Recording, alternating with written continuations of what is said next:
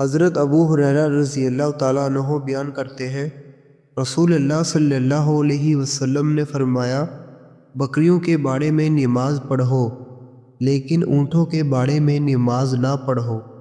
مشکوٰۃ المصابیح 739۔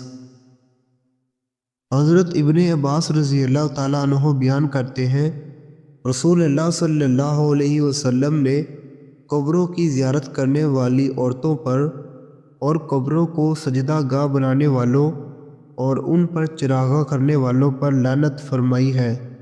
مشکوٰۃ المصابیح 740۔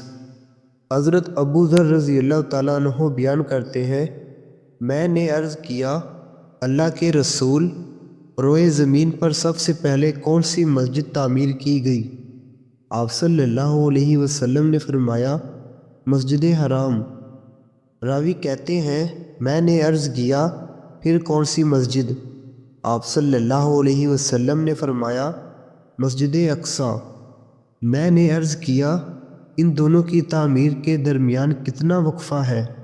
آپ صلی اللہ علیہ وسلم نے فرمایا، 40 سال۔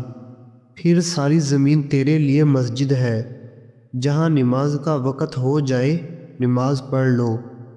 مشکوٰۃ المصابیح 753۔